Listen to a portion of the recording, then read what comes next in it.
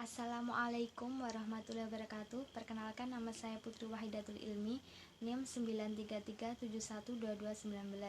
Di sini saya akan menjelaskan sedikit hasil resumen fikih muamalah dari bab pertama, fikih muamalah dan segala ruang lingkupnya. Fikih muamalah adalah peraturan-peraturan Allah yang harus diikuti dan ditaati dalam hidup bermasyarakat untuk menjaga kepentingan manusia.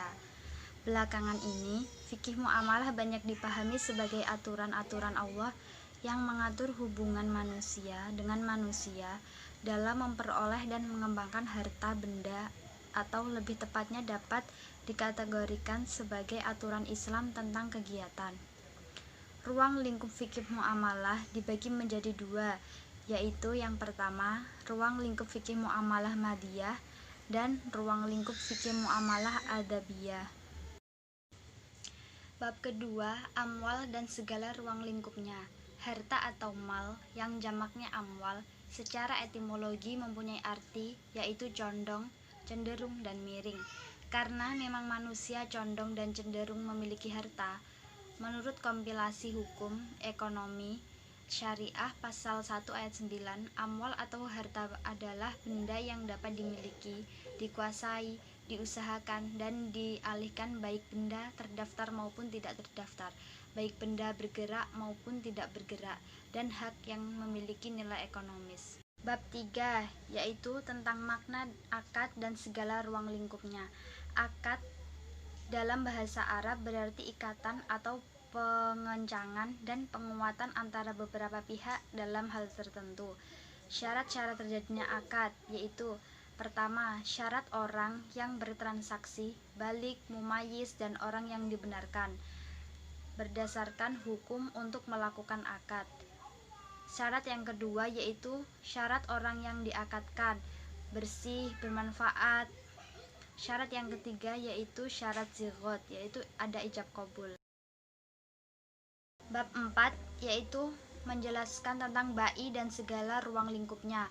Menurut istilah terminologi, yang dimaksud dengan jual beli adalah suatu perjanjian tukar-menukar benda atau barang yang mempunyai nilai secara sukarela di antara kedua belah pihak.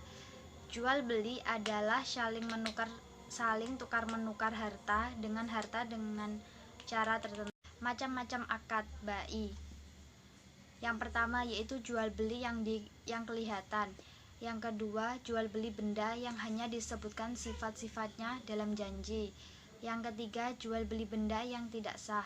Rukun bai atau jual beli yaitu ada 3. 1. Orang yang berakad.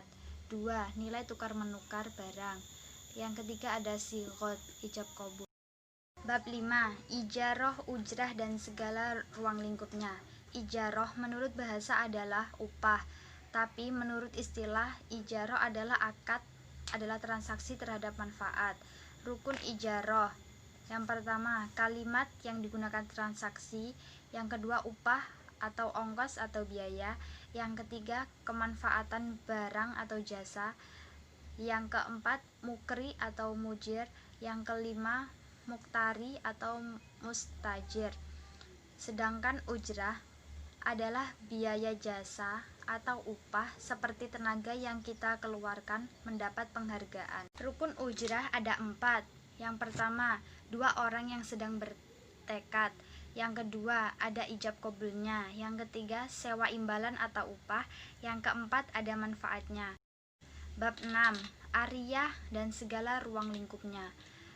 Menurut sebagian pendapat, ariyah berasal dari at-tawaru yang sama artinya dengan at-tanawalu atau at-tanasabu, yang berarti saling menukar dan mengganti dalam kontradiksi pinjam-meminjam. Bab 7, yaitu qard dan segala ruang lingkupnya.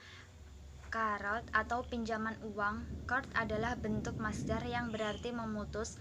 Qard secara etimologi berarti pinjaman hutang, atau juga bisa berarti memberikan pinjaman hutang. Sedangkan secara terminologi, qard adalah memberikan harta kepada orang yang akan memanfaatkannya dan mengembalikan gantinya di kemudian hari tanpa unsur tambahan. Bab 8, yaitu rahn dan ruang lingkupnya. Rahan merupakan suatu akad atau hutang piutang dengan menjadikan barang yang mempunyai arti harta menurut pandangan syara sebagai jaminan hingga orang yang bersangkutan boleh mengambil utang. Dasar hukum rahan. Dasar hukum rahan yang digunakan para ulama untuk memperbolehkan rahan yang yakni bersumber pada Al-Quran surat Al-Baqarah ayat 283 yang menjelaskan tentang diizinkannya bermuamalah tidak secara tunai. Yang kedua, di samping itu terdapat hadis yang diriwayatkan oleh Bukhari dan Muslim dari Aisyah binti Abu Bakar yang menjelaskan bahwa Rasulullah SAW pernah membeli makanan dari seseorang Yahudi dengan menjadikan baju besinya sebagai jaminan. Bab 9 yaitu syirkah dan segala ruang lingkupnya. Menurut istilah, suatu akad yang dilakukan oleh dua pihak atau lebih yang bersepakat untuk melakukan suatu usaha dengan tujuan memperoleh keuntungan. Syarat-syarat syirkah. Yang pertama, syarat lafadz, syarat menjadi anggota dan syarat modal perkongsian. Syarat lafadz, kalimat akad hendaklah mengandung arti izin buat menjalankan barang perserikatan. Yang kedua yaitu syarat perjanjian anggota perserikatan, berakal, balik, dan merdeka. Yang ketiga yaitu syarat modal perongkisan.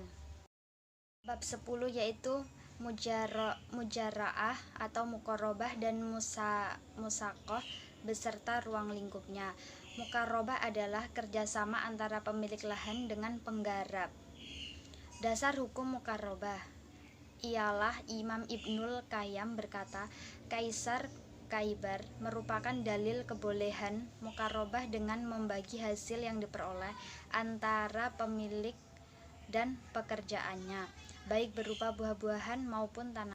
Sedangkan definisi musyakoh menurut bahasa diambil dari kata al-sakoh, yaitu seorang yang bekerja pada pohon tamar atau anggur atau mengurusnya atau pohon-pohon yang lainnya yang mendatangkan kemaslahatan dan mendapatkan bagian tertentu dari hasil yang diurus sebagai imbalan. Bab 11 yaitu mudharabah dan ruang lingkupnya. Kata mudharabah secara etimologi berasal dari kata drab. Dalam bahasa Arab, kata ini termasuk di antara kata yang mempunyai banyak arti. Di antaranya memukul, berdetak, mengalir, berenang, bergabung, menghindar, berubah, mencampur, berjalan, dan lain sebagainya. Menurut terminologis, mudharabah diungkap secara bermacam-macam oleh para ulama mazhab. Di antaranya, menurut mazhab Hanafi, suatu perjanjian untuk berkongsi di dalam keuntungan dengan modal dari salah satu pihak dan kerja dari pihak lain. Sedangkan mazhab Maliki menamainya sebagai penyerahan uang muka oleh pemilik modal dengan jumlah uang yang ditentukan kepada seorang yang akan menjalankan usaha dengan uang itu dengan imbalan sebagai dari keuntungannya. Syarat hukum mudharabah. 1. Pemodal dan pengelola. Pemodal dan pengelola harus mampu melakukan transaksi dan sah secara hukum. Keduanya harus mampu bertindak sebagai kafil dan wakil dari masing-masing pihak. Yang kedua, akad. Akad maksudnya adalah kontrak yang berlangsung. Akad atau kontrak dianggap tidak sah jika salah satu pihak menolak syarat-syarat yang diajukan dalam penawaran. Bab 12 yaitu riba dan segala ruang lingkupnya. Riba yaitu pengambilan tambahan baik dalam transaksi jual beli maupun pinjam meminjam secara batil atau bertentangan dengan prinsip-prinsip muamalat dalam Islam. Macam-macam riba yaitu ada 4, riba qard, riba jahiliyah, riba fadl, dan riba nasiyah. Bab 13 yaitu munkahat beserta ruang lingkupnya. Pengertian munkahat. Kata munkahat termasuk yang terdapat dalam bahasa Arab yang berasal dari akar kata nakaha yang dalam bahasa Indonesia kawin atau perkawinan.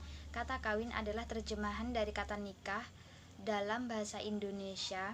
Pengertian nikah atau zawaj secara bahasa syariah mempunyai pengertian secara hakiki dan pengertian secara majazi. Sekian presentasi dari saya. Apabila ada kurangnya, saya minta maaf. Wabillahi taufiq wal hidayah. Wassalamualaikum warahmatullahi wabarakatuh.